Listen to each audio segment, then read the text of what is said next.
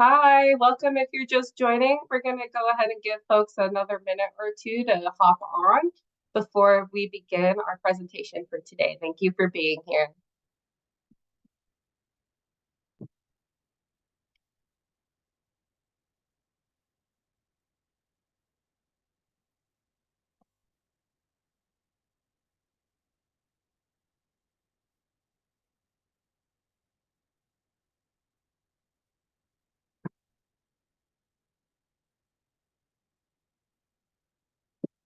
Hi, welcome. If you're just joining, we're going to get started in just another minute or two. Please grab water, coffee, whatever you need to be comfortable for the next hour as we go over the Homelessness Prevention and Diversion Fund third annual report.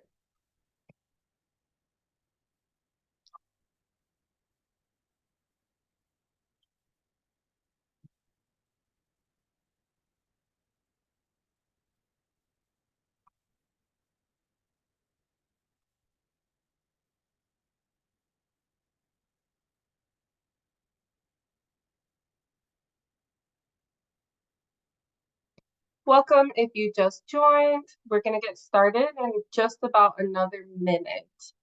Make yourself comfortable, and we're happy that you're here.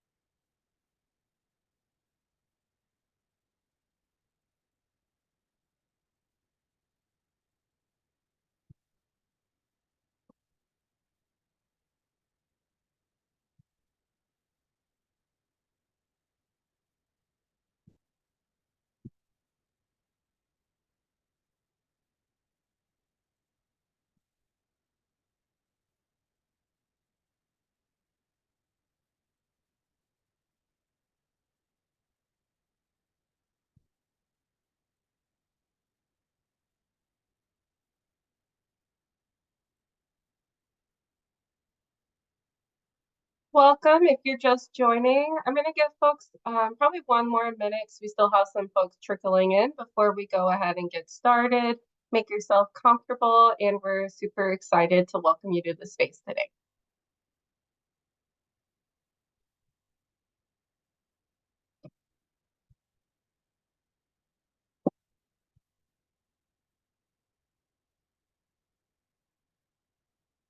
All right, we're going to go ahead and get started with this webinar today on the third annual report for the Homelessness Prevention and Diversion Fund. We are super excited to explore some of the highlights with you and to also welcome a panel of 4 folks for the last 15 minutes to discuss some impacts from their perspectives.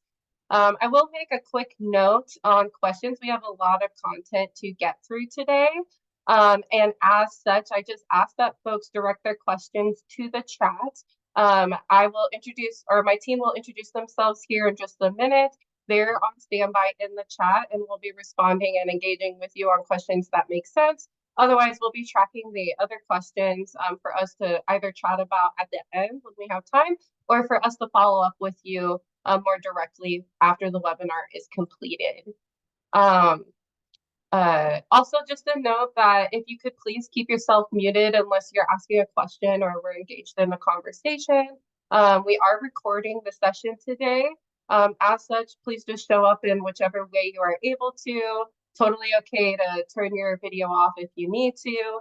Got a lot of content to get through, and we just are really excited that you're able to be here today. So with that, let's go ahead and get started. My name is Kiki Cervantes, and I use she and they pronouns. I'm the Training and Engagement Director at Owayhome, Washington.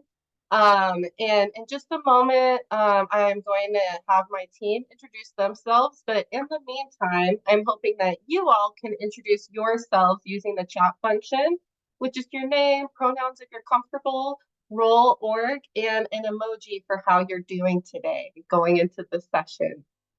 Let us know if you have any questions on how to access the chat feature as well. I'm going to have my team introduce yourselves now. So let's start with Anjali. Hi, I'm Anjali Riddick. I use she, her pronouns, and I'm one of the prevention and diversion training managers for HPDF and primarily supporting cohort 2 folks. Julius? Hi, everybody. My name is Julius Henriksen. My pronouns are he and him. I'm the other diversion and prevention training manager. So Anjali and I support community partners with requester certification trainings, providing technical assistance to the fiscal administrators, and in another degree, supporting ACI work and ensuring that these tools are working towards your efforts to reduce and end youth and adult homelessness. Hi, folks. My name's Jasper. I use they, them pronouns, and I'm the Program Operations Coordinator here at Owayhome, Washington, working primarily in the training and engagement and ACI initiatives. Wonderful. And I see some folks are using the chat. Love it. I love to see how creative people get with the emojis. And I also just love to see who's all joining us and from where. So thank you for that. The purpose of today's webinar is to share our most recent data highlights from the most recent Homelessness Prevention and Diversion Fund report, which does show data from May 2022 to May 2023. We're going to use our time. We'll spend some time just framing. I know most of you on the line probably have heard of Owayhome, Washington, or the Anchor Community Initiative before today. But if you haven't, we'll spend some time talking about who we are, what this project is, before diving into those data highlights. And then at the end, we're going to welcome 4 speakers to talk who are in various roles involved with the Homelessness Prevention and Diversion Fund for a panel discussion. As I mentioned at the very beginning, please direct your questions in the chat. My team will be available to answer what they can, and we'll be tracking whatever questions we are able to answer in the chat for the end or to follow up directly with afterwards. Like I said, I think many of you have probably heard of Owayhome, Washington and our Anchor Community Initiative before today, but I do want to just start by setting some context because all of the decisions about HPDF and most of its success were made specifically possible and with the intention for the Anchor Community Initiatives to be able to leverage it to both prevent youth and young adult homelessness and reduce, so expedite positive outflow out of their homelessness systems. That does mean that this tool works best when it's used in conjunction with a youth by names list at the county level. At Owayhome, Washington, we are a statewide movement to prevent and end unaccompanied youth and young adult homelessness in our state. Specifically, everything we do is working toward building a Washington state where every single young person can access the services that they both need and want quickly without having to leave their home community if they don't want to, and that we would see them stably housed as a result. We call that vision, that system, a yes to yes system, or a yes to yes Washington. Our Anchor Community Initiative, or what we call ACI for short, takes on a very specific role in creating that yes to yes system. With the ACI, we're working intensely with 10 counties, 9 anchor communities to reach functional zero for youth and young adults who are unaccompanied. And we have a whole strategy on how we do that. We start by supporting them and collaborating across systems to build a by names list using our by names list scorecard. Then we work with them to actually make intentional improvement projects that target specific parts of that system so that they can both reduce inflow into the system and expedite outflow, where we would see a reduction in the overall number of youth experiencing homelessness in that community. And then the final part is reaching and then sustaining what we call functional zero, which there's a whole lot of metrics that go into actually proving what functional zero is and that it exists. But more or less, it means that there's enough resources in a community that a young person, if they do experience a housing crisis, they're able to get their needs met immediately. At Away Home Washington, we value ending, not just responding. We want to be proactive and we want to apply continuous quality improvement to always ask ourselves to do better. We value justice, so we know that to end youth and young adult homelessness, we also need to end disproportionality for youth of color, QT BIPOC youth, and LGBTQ2+ young folks who are disproportionately impacted by that homelessness. And for all of this to work and for us to know that we are doing this, we need data and real-time data specifically. We need to know our impacts and pivot in real time so that we can learn and continue to meet the needs of young people. HPDF, or the Homelessness Prevention and Diversion Fund, exists as one tool for the anchor community initiatives in this overall effort, right? HPDF isn't a program, it's a strategy, it's a tool, it's a project in getting to functional zero and getting closer to functional zero. I also want to spend some time talking about who are we talking about when we say youth and young adults at Away Home Washington. We're specifically talking about young people who are between the ages of 12 and 24 who are unaccompanied and are one of these things, right? And are experiencing a housing crisis. And we define that as either unsheltered, staying somewhere not meant for human habitation, fleeing domestic violence or trafficking, living in a shelter, staying in a shelter, I should say, and unsafely or unstably couch surfing or double up.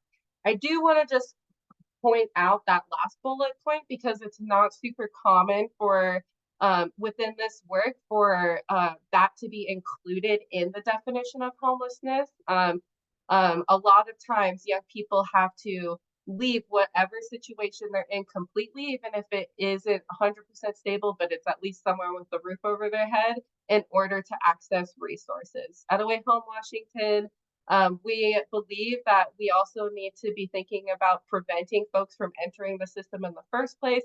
And in able for us to do that, we also need to be paying attention to young people who are unstably or unsafely couch surfing or double up, but might not be literally homeless at this time. What is HPDF, the Homelessness Prevention and Diversion Fund? We started HPDF in 2020 as a tool for the Anchor Community Initiative, which was originally just 4 counties across Washington state, to reduce inflow into the system and increase positive outflow so that we would see an overall reduction in their youth homelessness, their actively homeless list. We also believe that if we are housing folks with diversion outside of the homeless response system, that would mean fewer folks needing to access the homelessness system services itself to begin with.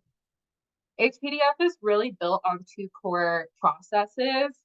We start with creative, exploratory conversations that are driven by the young person so that they can identify housing solutions outside of the homeless response system and within their own points of connection and within their own networks.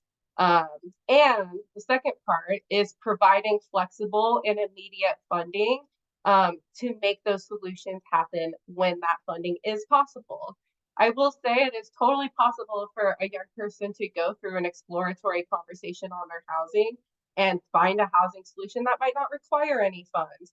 But as we all know, in today's day and age, money is needed for a lot of housing solutions. So that is why we have built this project that is both flexible, low barrier, and addresses folks' needs, offering a one-time short-term financial fund to make that housing solution happen when it is needed. The eligibility for our program, which is now, as of 2024, in 10 counties across the state, you have to be a young person between the ages of 12 and 24 and currently in one of the anchor communities, which I have a slide that shows that, so be on the lookout. which does include, like I said, 10 counties. We just welcomed in 2024 our most recent HPDF communities of Thurston, Skagit, Whatcom, and Jefferson-Clallam. So they are joining the family, joining Spokane, Yakima, Walla Walla, Pierce, and Clark. The data that you'll see today is all for because it's May through May 2023, it will be all for Spokane, Yakima, Walla Walla, Pierce, and Clark. But if you're from one of those other counties and you're here today, just get excited. Be thinking about how this is going to impact your county this year. Another eligibility requirement is you have to be unaccompanied or at risk of becoming unaccompanied. And that's another unique feature of the HPDF program. You don't have to be literally homeless or in a shelter in order to access this. You could be at risk. So for example, we often see with young people, because a lot of services are split up by demographics, like your gender, your age, all of that. If a whole family is experiencing something like an eviction notice or a housing crisis, we often see the young person have to split off from that family unit, and they would experience unaccompanied homelessness in order to access the young adult shelter or whatever else is in their community. That's one example, but we do believe that we're not going to end youth and young adult homelessness if we're not thinking upstream in preventing folks from actually entering into that experience to begin with. And they have to also be experiencing a housing crisis, which we talked about previously on the previous slide. And the last element is that there needs to be a plan to be housed outside of the homeless response system within about 30 days. What we mean by outside of the homelessness system basically means that there are housing solutions that exist outside of the Homeless Management Information System, or HMIS, outside of the coordinated entry system that is funded publicly. Part of the diversion is built on the belief that people can be housed within their own community with their own points of connection, and are being housed. I think there is this misconception that young people, oh, they're too young to maintain their housing. They don't know what they need. You know, like as an adult in this space, like I know they need to do this employment program before they can be housed. But as you will see as we go through some of the highlights, is a large number of young people actually, it's like a financial barrier that is really prolonging or creating their housing experience, like moving costs, for example. Many young people are working full-time, are having connections to roommates, all of that stuff, but there's just one little barrier that if we just took that barrier out, they wouldn't experience a housing crisis, or they would get out of the housing crisis. Some young people do need more intensive services, but not all young people. Another core element of the HPDF model is the centralized aspect of it. Centralized diversion was originally spearheaded in our state with Africatown by Building Changes, so gotta give props to our partners over there. We iterated the centralized model for youth and young adults. What that basically means is that we locate a pot of money with a community-based organization that is on the ground in that county, and they act as the fiscal administrator of those funds and the point of contact for the providers on the ground. Then we work with those folks to train and engage a broad and intersecting group of folks from across roles, across agencies, basically anyone in your community that interacts with a young person who's potentially eligible can attend a certification training and put requests in on behalf of the young people you work with. This creates a model where there's no wrong door, where young people can access services where they already are or where they already feel comfortable without the need to refer them out to somebody else. It also is able to support a young person before they ever even enter the quote unquote system, right? So thinking about our McKinney-Vento liaisons and schools, and before they ever even touch the homelessness system, we are able to train folks from all different types of roles so that we can be more upstream in identifying and addressing each young person's unique needs before it becomes a more intense crisis. Excuse me. And as with this model, basically what this means is that it is not just a program that exists in your community at one of the agencies in your community. It is a county-wide community program. To make the project work, there are 4 kind of key roles involved. I talked a little bit about the fiscal administrator role just now. They really serve as the backbone on the ground to operationalize and implement these funds, serving as that main point of contact to the folks who are directly working with young people. Diversion providers, those are the folks, anyone from that community who attends one of the certification trainings and is working directly with young people in order to identify housing solutions and transfer funds when needed. Out at Away Home, Washington, we provide technical assistance around the training and engagement strategy, as well as the data infrastructure build out to maintain the project and see what's happening in real time. And then the Office of Homeless Youth is the primary funders for this fund. Just last year, we were able to successfully advocate for an increase in this fund that has allowed the expansion and scaling of the HPDF project.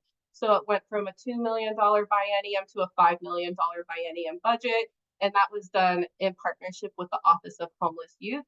They oversee and administer those contracts directly with the fiscal admins in their community. So this is the cute little map I have created to show you for the data that we're just about to go through where HPDF has been active. So from May 2022 to May 2024, HPDF was active in Pierce, Clark, Yakima, Walla Walla, and Spokane. All right. In just a moment, oh yeah, perfect. Jasper just put the link to the full report in the chat, and I really encourage you all to read it. Our graphic designer made it look really cute for y'all. But we're about to go a little bit more in depth on some of the details that are from that report. So as of June 1st, 2023, HPDF served 1,993 youth and young adult households in total. And that number is over 1,500 as of today, since the project's inception. Specifically, looking at the last reporting period, which again is May 2022 to May 2023, HPDF was able to serve 397 youth and young adult households across those communities that I showed on this previous slide. Of that number, and this is where I start to get really excited and see HPDF as not just a tool to house and serve young people, but to get specific when we're talking about equity strategies and justice strategies. 60% of all the households of all those 397 households, sorry, did identify as people of color. 71% of those 397 used HPDF as a prevention resource. And I'll talk a little bit more about what that means on the next slide. What's really cool about that 71% is that when we look within that 71%, a majority of the folks who use this as a prevention resource also did identify as people of color. Just over 20% identified as LGBTQ+, but what I will say about that is we do believe that is a little bit of an undercount that could be caused from a number of reasons. Either young folks not self-identifying, not feeling comfortable doing that, but based on national data, we would anticipate that that number be a little bit larger than what it is. Away Home Washington is continuing to explore and figure out like what is going on there. But just a note that we would, based on national data, normally see that be a higher rate than what it is. Similarly, with the gender as non-binary, transgender, or genderqueer folks, we only see 11%, but based on our national data and even our state data, we would normally anticipate that to be a little higher. Just over 25% identified as pregnant or parenting, which is pretty large for a youth and young adult specific project. This is one of those invisible populations, I would say, that don't always show up in the data. When you are a youth and young adult who's pregnant or parenting, you might show up in family level data, or you yourself might show up in youth and young adult data. But rarely do we see projects and tools that are able to kind of address that whole household or that intersection of those two. And also similarly, 47% of all of those households served did identify as having disabilities, which further demonstrates this tool as particularly effective for folks who need creative housing options and whose traditional housing structures aren't accessible or don't work for them. And I got to give a shout out to Anjali, Julius, and Jasper, because within they have trained and certified over 448 providers by the end of June. That number is higher now. And within this time frame specifically, they were able to certify 125 new providers from across those 5 counties. I'm also going to talk a little bit about disproportionality by intersectional identities. And so the first bar line, the 38% and 62%, this shows the percentage of the general population between the ages of 10 and 24 that are BIPOC and white. Similarly, the one next to it, this shows the percentage of unaccompanied youth and young adults who've accessed Washington State homelessness system services. So what we can see based on these two things is that Black, Indigenous people of color are disproportionately impacted by homelessness. For the remainder bar graphs, though, we can see how HPDF is being used to address that specific issue. So the percentage of LGBTQ plus YYA housed by HPDF that are white and BIPOC is what this is showing. So 52% of LGBTQ plus young folks access HPDF, and the percentage of pregnant or parenting youth and young adults housed by HPDF, we see that 64% of those folks were Black, Indigenous people of color. And when we also are looking at those folks who identified as having a disability and also are accessing HPDF, we see it more evenly split. And when we look at the gender expansive, this is where we would expect the grain to be a little higher than what it is. It could also be interpreted from this data that QT, BIPOC, YYA are much less inclined to identify themselves in homeless service providers due to fear for their safety and intersecting identities and queer and transphobia and racism, right?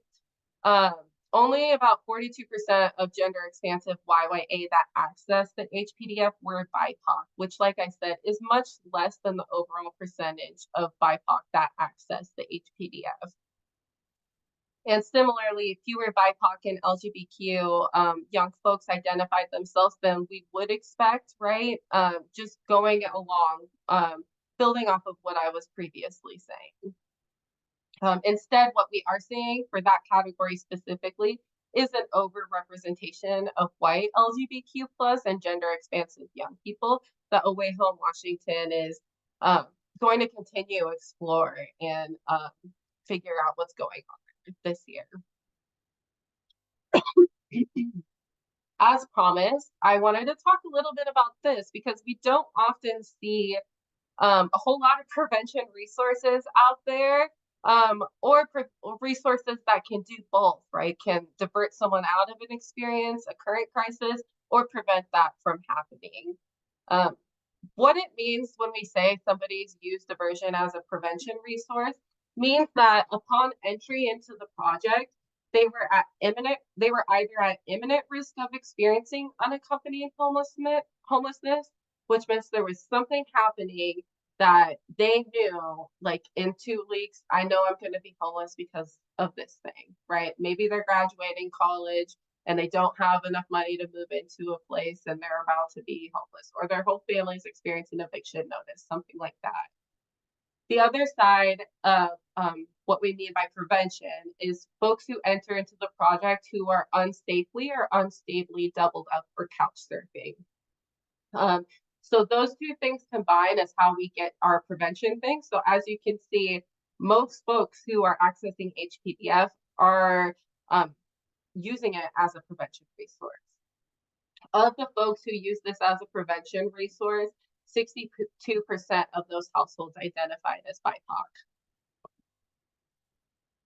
So HPDF can pay for basically anything, provided that there is a direct line from payment to that housing, and that housing exists outside of the homeless response system and is available relatively immediately within about 30 days. But these are some of the most common frequent type requests that we saw for this report period. By far, the most requested type of fund need was rental assistance, followed by housing deposit. I'm not totally shocked by this, especially since this is coming after the end of some pretty crucial COVID era protections like ERAP, TRAP, and other things. Just also recognizing that moving costs and things like that are hard for anyone, but especially hard for folks who don't have rental history or haven't had a lot of time to build up credit history or savings.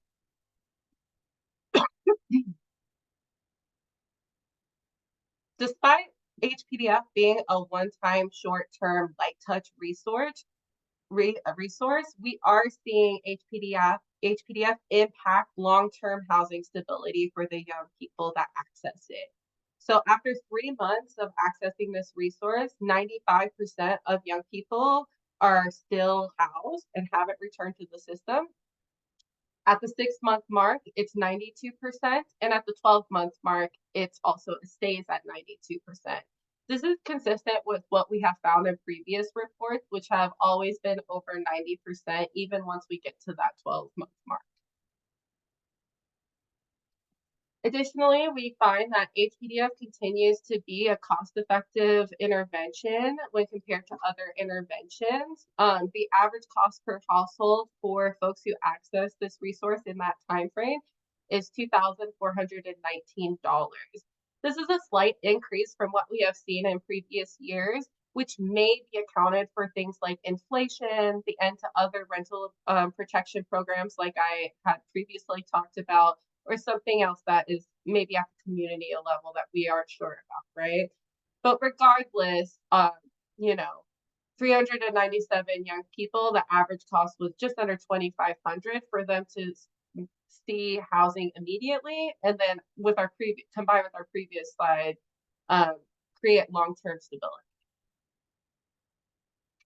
The length of stay is also really short compared to other programs. So by the time a young person requests the money and receives the money to where they need to go for their housing intervention is only 2 days. That's the medium cost. And as you can see with some of the other interventions, they do take a little bit longer. They're a different program. But HPDF remains cost-effective and time-effective. Here's just a community breakdown of that 397 number that I shared. So within that May to May, 22 to 23, Pierce was able to serve 92 households. Clark was able to serve 80 households. Yakima was able to serve 42. Walla Walla was able to serve 70, and Spokane was able to serve 113. And I have to give a special shout out to Clark County. They joined the project in December of 2022. So that means that they served 80 young people from December to May in a 6-month period, which is really exciting. Go off, Clark. You're doing great stuff, as are all of you. Some things that we've learned in this year, there's similar learnings from previous year. To start with, the importance and proven success rate of youth and young adult choice in determining what housing looks like for them and what home means for them. With this project, young people are the ultimate deciders of what housing solutions will work for them. We spend a long time training folks on the philosophy of diversion, practicing strengths-based approach, really getting out of our own way when it comes to trusting young people know what they need for themselves. HPDF is demonstrating that when you put young people in the driver's seat of their housing plans, it impacts their housing stability long term, even if it is a one-time short-term resource like HPDF.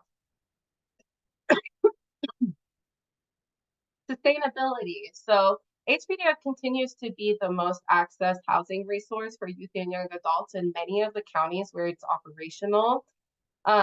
It has more than, and we have more than doubled the scope of that project. So like I mentioned earlier, it is now active as of 2024 in all anchor communities, which is 10 counties across the state. There is a need for more permanent and sustainable public funding to ensure that this project doesn't just go away at the biennium and to meet the growing need of utilization and access that's being demonstrated. I also have to give a shout out because this project wouldn't be possible without the private public funding that kind of undergirds it. We were able to launch HPDF and try some really cool, innovative things because of private funding from partners like Schultz and Rakes. And then we were able to work with our partners at the Office of Homeless Youth once we were able to demonstrate some things to move that more into the public funding sphere. And we still are seeing some communities run out of money because this project is super easy to access and super easy to get creative with, and it's working. Scalability, as I mentioned with Clark County, and how fast they were able to kind of hit the ground running with this, it really shows that, you know, the adaptability and scalability of this project, particularly in anchor communities, where there is this infrastructure for cross-community engagement, real-time data, and system-level problem solving. As well as things like system-wide case conferencing, where they're able to bring in things like HPDF and the other tools within this broader context of what's available in our community and what's going to work. And lastly, data infrastructure and technical assistance. In order for us to do all of this stuff, it requires a pretty hefty data infrastructure and technical assistance to the communities to be able to maintain, reconcile, and make sure everything is all good to go. Because the intention of HPDF is to be used in conjunction with a community level youth by names list so that local teams can, you know, be intentional and strategic in real time to actually make improvements towards functional zero. It just requires a lot of data infrastructure and a lot of buy-in in that. HPDF can both decrease inflow into a community's by names list and expedite positive outflow. And for all of this to be possible, that technical support is needed. And this becomes particularly important when we're talking about our overall goal of reaching functional zero and eliminating disproportionality for BIPOC youth, QT, BIPOC youth, and LGBTQ2+ IA young folks. So in order for us to address those targeted populations, we need to be able to see what's happening with these projects. Just undergirding the importance to fully fund and support data infrastructure. And so what's next with HPDF? We have expanded HPDF to all of the anchor communities. Super proud of each of our new fiscal admins and my team and the anchor communities for making that work. We're really excited to see how this rolls out in communities that are also rural, like Jefferson Clallam, Whatcom, Skagit. We're super excited to see what you all do with this. And to report back to you next year on what we've learned. Exploring DCT. So recently, with recent legislation, we were able to get HPDF to be, for a young person to be the direct payee of a request. In traditional diversion, the money doesn't go directly to the young person, but goes to the landlord or a third party, like the mom, parent, sister, whomever, who is like living with that person. But with recent legislation and energy around direct cash transfers, young people are allowed to be the payee of the request now. And so we're really excited to explore with our communities, what does that look like? How, like, can we try this out? Like, would this work for young people? What, like, some of the young people that you're working with, and see what happens. And community sustainability. So one of our longer term goals is just to continue building out community self-efficacy, as well as the resources needed to sustain this project.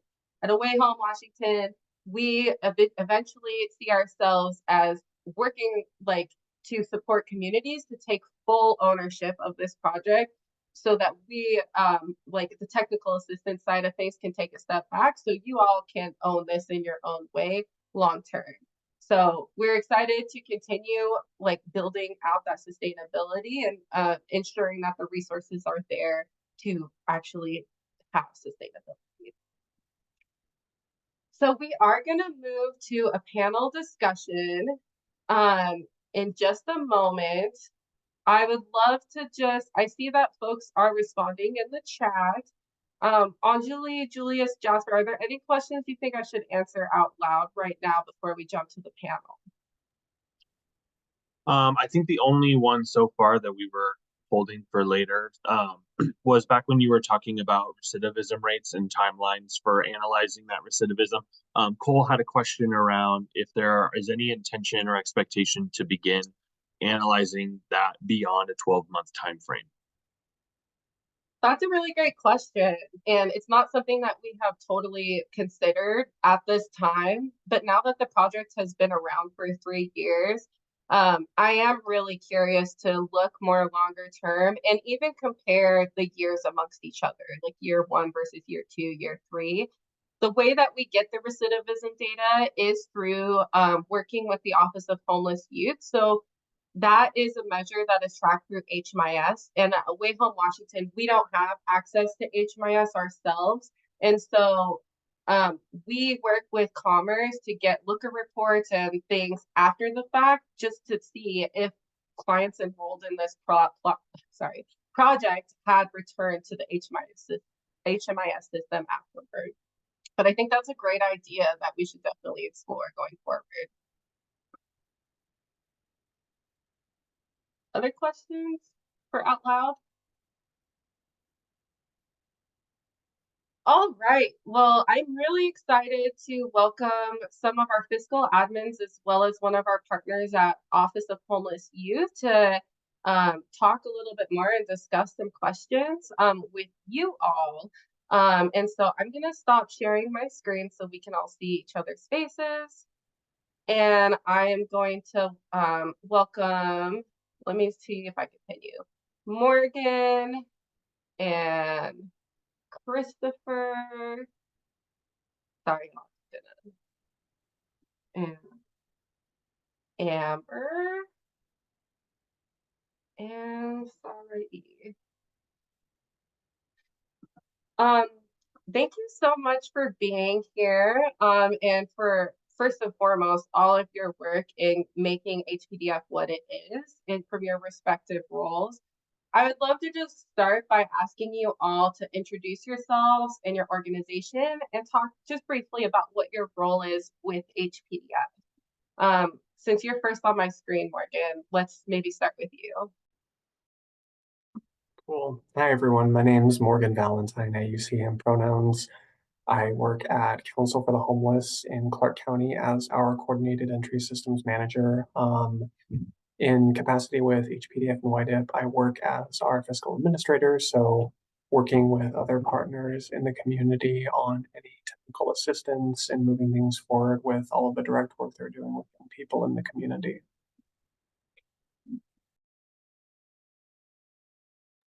Great, let's go to Amber. Sorry, I'm having a coughing fit. Sorry about that. Hello, everyone. I am Amber Rowe Mosley, she, her pronouns. I am the director, with the YMCA of Greater Seattle Social Impact Center. I am the director of Arlington Apartments in Tacoma, which serves young adults 18 to 24 in a semi-permanent housing solution, as well as our contract compliance monitor with HPDF in Pierce County, and currently also serving as the fiscal admin as we are trying to hire. Thank you. Let's go to Sari. Hi, I'm Sai. I am from Walla Walla Catholic Charities, the Regional Support Program Coordinator, and I am the FA for HPDF and YDIP, and it's been a great journey being part of it. Christopher? Hi, folks. Great to see everyone. Thanks for being here. I'm Christopher Hansen. I use he, him pronouns. I am a program director with the Office of Homeless Youth. As Kiki mentioned, we facilitate the funds getting out to communities by getting contracts in place with fiscal admins in all of those counties and communities. And I support our amazing team of contract program managers at the Office of Homeless Youth. To support all of that happening. Well, thank you so much for being here. My first question is for our fiscal admins on the panel today. I would really love for you to talk about how you have seen HPDF impact your community. So whoever wants to go first on that one.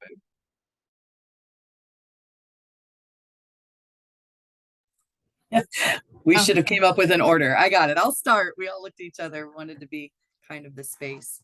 You know, I have a couple examples of how it's impacted. One, we're seeing multi-households applying for the funds, where it would send 4 or 5 youth out into becoming unaccompanied into the homeless system. So while we're serving one household, there's greater ramifications through that.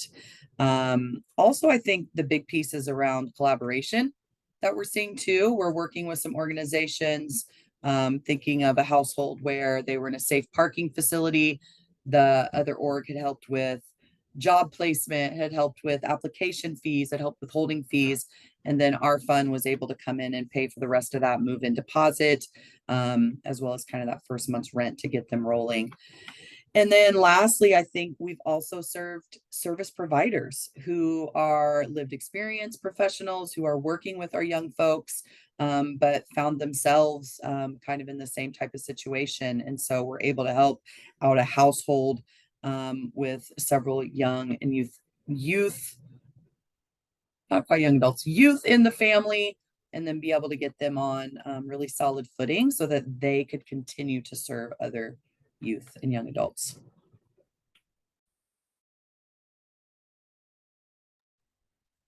I'll go next.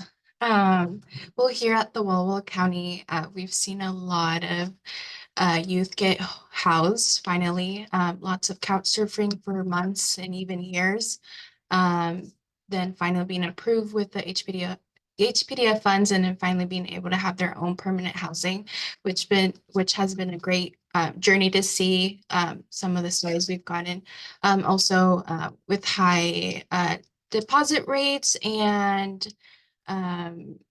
rental assistance being so high. I think it's a great thing to see that we are helping these youth not feel alone. I mean, who can imagine what they feel when they are homeless, and then not having those opportunities with other agencies and programs that have huge waiting lists, from 3 months to 6 months, and who knows when they're going to get a housing voucher. But with HPDF, they get funds between those 72 hours. So it's been great seeing here in Walla Walla the impact that we've been doing here in the county. Me being the painfully awkward person that I am, I will usually go last in these sorts of roundabouts. So thanks for putting up with it. In Clark County, we've seen just a huge need for rent assistance to preserve tenancies. You know, it was one of those things that we knew about loud and clear before the pandemic hit.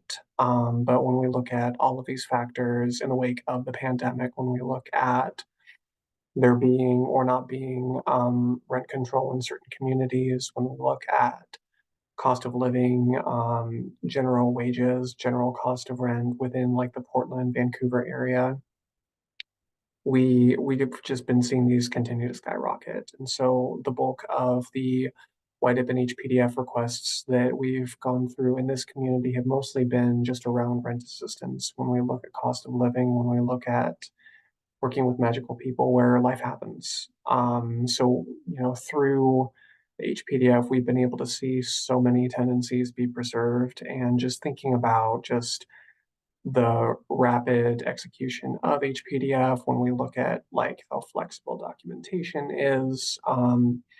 It's just been a really successful process with how quickly we're able to get payments to property managers to keep young people in their housing. You bring up something really interesting around how some things have shifted in your community after COVID, and the end of the, well, I should say after COVID, after the end of COVID era protections and resources, I'll say that. So kind of building off of what Morgan was saying, I'm curious, Amber and Sarah E, if you have seen any shifts in the last year around like requests and the needs that young people have for housing in your community. We've seen, well, I started with HPDF and YDIV with the fiscal admin last year, beginning, I believe, 2023. And compared to now, I've seen an increase with deposits and fees here at Walla Walla County that have been really high. And I know that kind of freaks youth out because they're either starting a new job and they don't have enough to pay those. So I'm glad they reached out to the navigators that we work with at BMAC and Central Catholic Church Central Washington. And so I'm glad that they are able to help them out with those type of extreme high fees that we have. It's just really crazy that we've seen a big jump from last year to now. But that's been something that we've seen here in the county, besides rental assistance, but just a big jump of deposit and just other fees are extremely crazy. I would mimic that in Pierce County. We're seeing double deposits for a lot of young people, right? They don't have credit history, or so double deposits of $6,000 to get into a unit, which is just wild. So definitely mimic that. I think we've seen a shift over this last year as well of early in the fall, winter, we were seeing really high rental arrears to be able to get people out because they had had some of those protections. And so nothing had happened. So we're seeing very high numbers. Now, as we're moving into the spring, the numbers have dropped again. But what I'm seeing is it's very little past due before the 30-day pay or vacates are coming out. Eviction notices are coming much quicker than they were in the fall and winter. Yeah, so it seems like it's good that HPDF can be used for things like eviction prevention and rental assistance, but I'm definitely sensing a larger need in our state around specifically eviction prevention and rental assistance. But so thank y'all for adding some more context from your communities. I want to shift a little gear now and invite Christopher for you to speak to one question specifically. I'm curious if you can speak to how HPDF is different than other projects funded by OHY, and if you want to share anything else exciting from the OHY side of things. Great, thanks, Kiki. Yeah, we see really the HPDF. I think you kind of mentioned this earlier as well, Kiki, but that the HPDF is a tool and it's part of the diversion process. It's not necessarily what we think of like as a program. And we're okay with that because we're hearing from young people that they don't necessarily need more programs that are just like upholding the status quo. Folks want to be in the driver's seat. They want control over the resources that are going towards them, and people want their power back. And this type of program gets us closer to facilitating things like that. The majority of other kind of contracts and programs that the Office of Homeless Youth funds are interventions where most of the funds and resources of that are going towards services and personnel time. And we see the great work that's happening by providers in the community, and we want to continue partnering with providers. But this HPDF resource is different in that most of the funds in those contracts are part of the diversion pool that are getting out directly to young people. And so it's like kind of that practice of like, power, I think, is more than just financial resources, but it is a powerful tool, and it is part of power, and this is getting that directly back to young people. It's also getting back to young people in ways that is not, there is not a prescription for, I mean, we talked about the eligibility here and kind of like some of those broad parameters, but there's not one way that we can house a young person through this fund, is that it can really be tailored to young people's circumstances, their culture, their desires, the particularities of their geographic region, and where they want to be housed, where they're finding community. And we're really seeing this as a model that reflects that value of youth choice or youth voice and youth choice. Some other main differences that about the HPDF are that it is accessed by the community. It's for the community. We do have those fiscal administrators that help to get the funds out to the community, but we might be seeing librarians, fire departments, teachers, after school care workers, like all sorts of folks that are joining in on this community-wide effort to end youth homelessness and put that power back with young people. It's also a tool that is supporting, like, as other work that's happening, outreach, getting youth out of shelter. It can be access to do those things, and being braided with other prevention programs.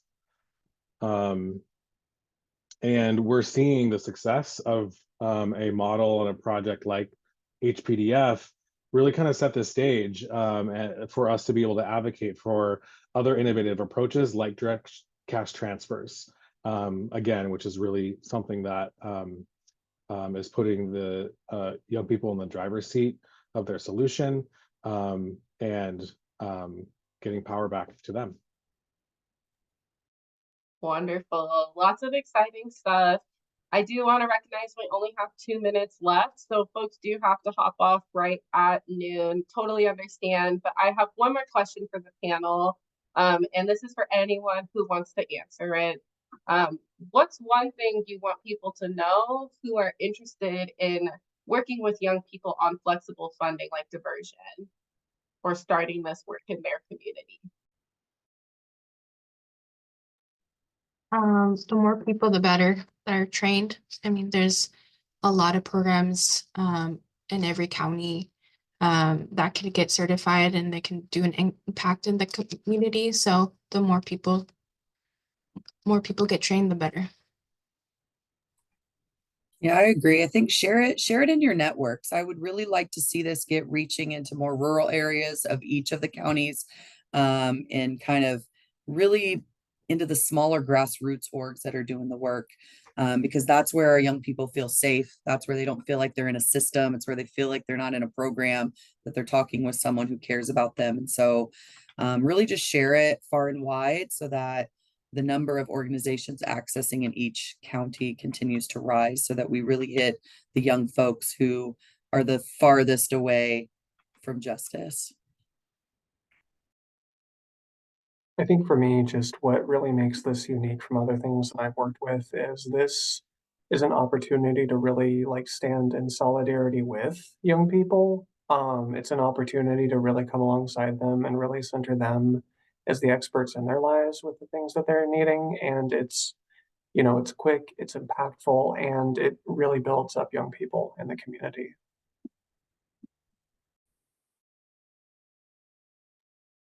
Thank you. I do see there's one question in the chat that I'll answer now, but I do want to just spend some time to thank folks who do have to hop off and our panel. Thank you so much for providing some insight, and just more importantly, thank you all for the work that you do to make this project happen. If you do have questions or want to get connected to a training, I believe that my team put some information in the chat, but you can also reach out to me and I'll get you to the right person. And also thank you for bearing with me. I'm getting over a cold and it's definitely acting up after an hour of talking. Erica, to your question, where the money comes from, it is predominantly funded through the Office of Homeless Youth at this point, but the role of private-public partnership was absolutely crucial at the beginning of the project, particularly from our partners at the Schultz Foundation and the Rakes Foundation. That public-private partnership allowed us to get creative and really innovative early on to prove this project as an effective model so that we could go back to the legislator and increase the public funding for it. Long term, the goal is that all the public funding will be there. The public funding will meet the need that is in communities, but as we're still scaling and ramping up, we do sometimes have communities that run out of money because they're still trying to figure out what is the amount that is the need that meets the need in my community. Sorry, I'll remove y'all's pin if you want it. I can't remember Chris. Maybe it will just be Christopher's face. Any other questions? Well, I'm happy to stay on a couple more minutes if folks have other things they want to ask out loud. All right. Well, thank you all for being here.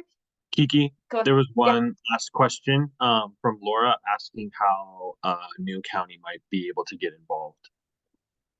Yeah, so at this time, we're not expanding HPDF into new counties, but I do encourage you to be on the lookout from Department of Commerce and the Office of Homeless Youth on other related programs that might be coming out. As Christopher was alluding to, OHY is about to be launching a direct cash transfers program in the state within the next year. And it's not the same thing as diversion, but it still employs a similar model of flexible one-time assistance where the young person gets to decide what the housing is in. But if you want to go ahead and here, I'll put my email in the chat so that we can talk more offline. Away Home Washington is also available to discuss best practices for launching diversion. If you have like another funding source or your own kind of project money available for it, we are available to provide some technical assistance as you explore what that looks like for your community. And I just thought I would chime in a little bit there when Kiki's talking about that the funding is coming from OHY. That funding was authorized through the Washington State Legislature. As Kiki mentioned, we just received an increase, and we included that in our last competitive procurement. The legislation did outline that it needed to go specifically that the HPDF was being launched for counties that also were part of the Anchor Community Initiative that we co-lead with Away Home Washington as well. So there was that kind of prescription for that. But as Kiki mentioned, this model and other types of resources can be used in other communities in a really similar way, and we're here to support. Great questions, y'all. All right, I'm gonna wrap us there so we can get to our next meetings for the day. Put my email in the chat. You're welcome to reach out to any of us here at Away Home and we'll connect you to the right person. And again, just thank you so much for your insight, your participation, and everything you do for youth homelessness to end youth homelessness in the state. Have a good day, y'all.